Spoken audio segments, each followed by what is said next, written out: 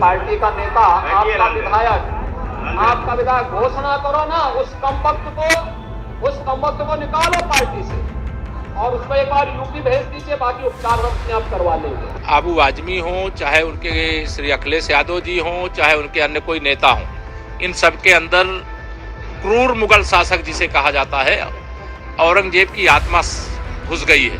छत्रपती शिवाजी महाराजांचा आणि छत्रपती संभाजी महाराजांचा अपमान करेल कोणी असो, त्याला सोडलं जाणार नाही।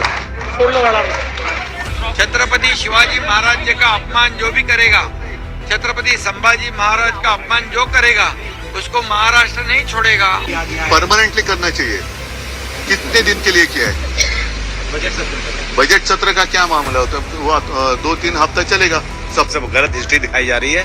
औरंगजेब रहमतुल्लाह अलैह ने बहुत सारी मंदिरें बनवाई हैं। बिल्कुल नहीं, मैं बिल्कुल क्रूर शासन नहीं मानता। अगर इन चीजों से किसी को वो लगता है कि इसको तोड़ मरोड़ के पेश करके किसी को लगता है कि मैंने गलत बोला है, तो भाई मैं अपने पूरे स्टेटमेंट को वापस लेता हूँ। ये मनमानी इस तरह से निर्मित करना ठीक नहीं। अब मैं बात करूंगा, स्पीकर साहब से बात करूंगा।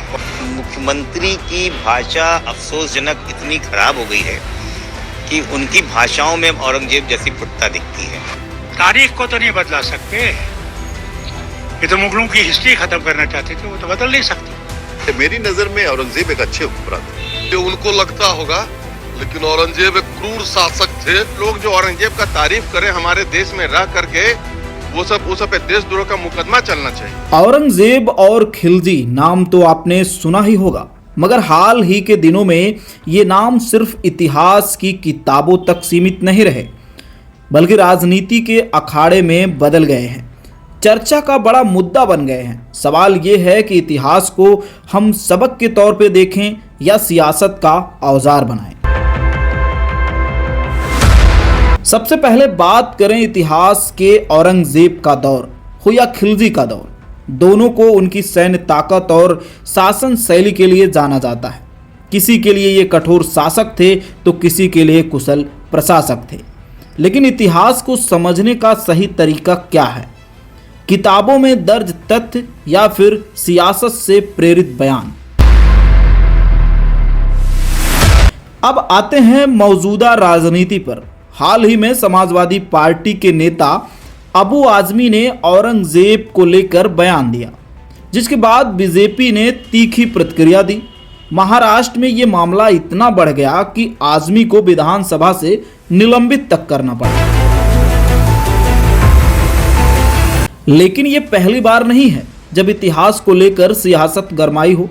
कभी खिलजी को हिंदू विरोधी बताया जाता है तो कभी उसे एक महान योद्धा, कभी औरंगजेब को क्रूर शासक कहा जाता है तो कभी उसे कुशल प्रशासक के तौर पे पेश किया जाता है। लेकिन सवाल ये है कि इन बहसों से हमें क्या मिलता है? भारत में बेरोजगारी, महंगाई, शिक्षा, स्वास्थ्य जैसे अनगिनत मुद्दे हैं जिन पर चर्चा होनी चाहिए, लेकिन चुनावी मौसम आते ही इतिहास के पन्ने पलटने लगते हैं। सवाल ये है कि क्या हमें इतिहास के नाम पर राजनीति करनी चाहिए या वर्तमान और भविष्य को बेहतर बनाने पर ध्यान देना चाहिए? इतिहास हमारी धरोहर है, लेकिन इसे राजनीति का हथियार बनाना सही है? हमें तय करना होगा कि हम अतीत में उलझ कर रहेंगे या फिर उससे सीख कर आगे बढ़ेंगे।